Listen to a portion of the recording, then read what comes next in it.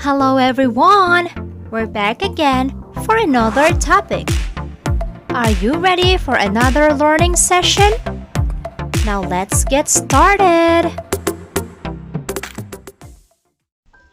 The Story of the Aged Mother, a Japanese folktale by Matsuo Basho.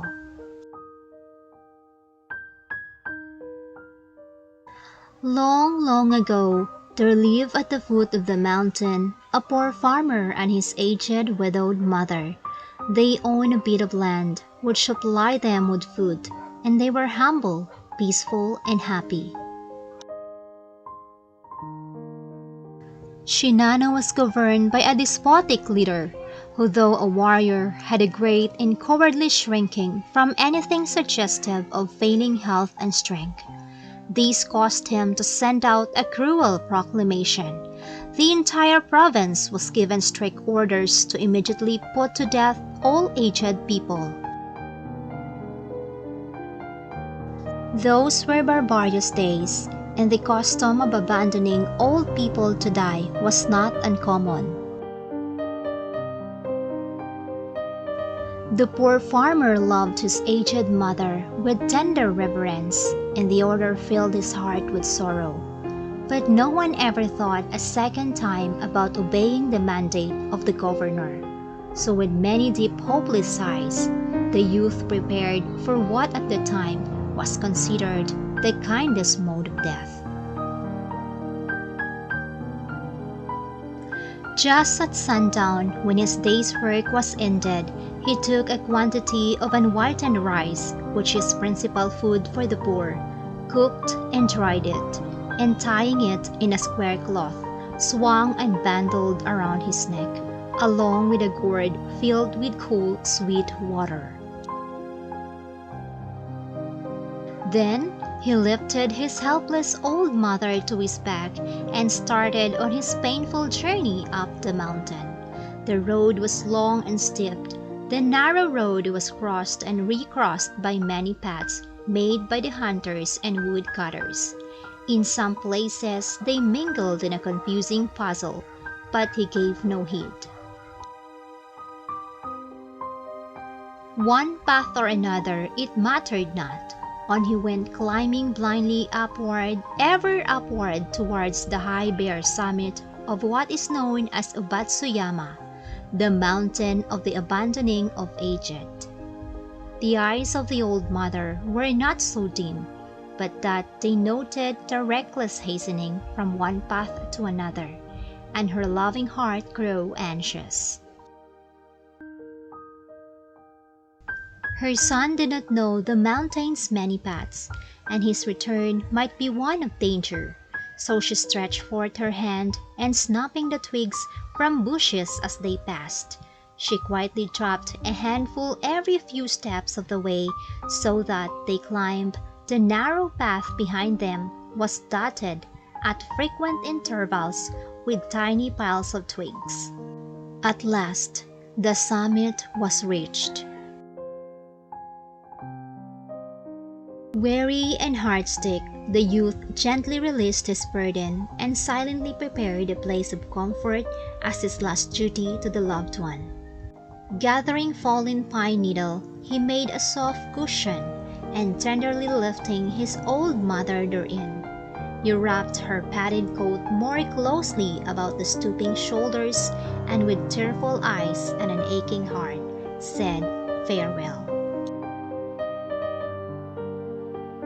The trembling mother's voice was full of unselfish love as she gave her last injunction. "Let not thine eyes be blinded, my son," she said. "The mountain road is full of dangers. Look carefully and follow the path which hold the piles of twigs. They will guide you to the familiar way farther down." The son's surprised eyes looked back over the path, then at the poor old shriveled hands all scratched and soiled by their work of love. His heart smote him, and bowing to the ground, he cried aloud, "O honorable mother, thy kindness trusts my heart. I will not leave thee. Together we will follow the path of twigs. and together we will die."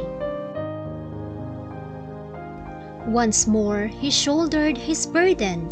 How light it seemed to know, and hastened down the path, through the shadows and the moonlight, to the little hut in the valley. Beneath the kitchen floor was a walled closet for food, which was covered and hidden from view. There the son hid his mother, supplying her with everything needful, and continually watching and fearing. Time passed, and he was beginning to feel safe, when again the governor sent forth heralds bearing an unreasonable order, seemingly as a boast of his power.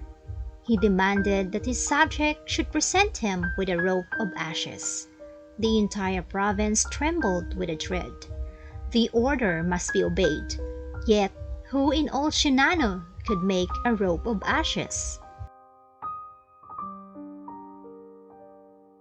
One night, in great distress, the son whispered the news to his hidden mother. "Wait," she said. "I will think. I will think." On the second day she told him what to do. "Make rope twisted straw," she said. "Then stretch it upon a row of flat stones and burn it there on a windless night." He called the people together and did as she said, and when the blaze had died, behold, upon the stones, with every twist and fiber showing perfectly, lay a rope of white-head ashes. The governor was pleased with the wit of the youth, and praised greatly, but he demanded to know where he had obtained his wisdom.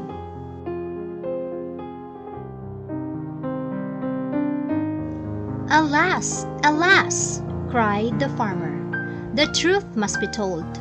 And with deep bows he related his story. The governor listened and then meditated in silence. Finally, he lifted his head. "Shinano needs more than the strength of a youth," he said gravely. "Ah, that I should have forgotten the well-known saying, 'With the crown of snow there cometh wisdom.'" That very hour the cruel law was abolished, and the custom drifted into as far as past that only legends remain.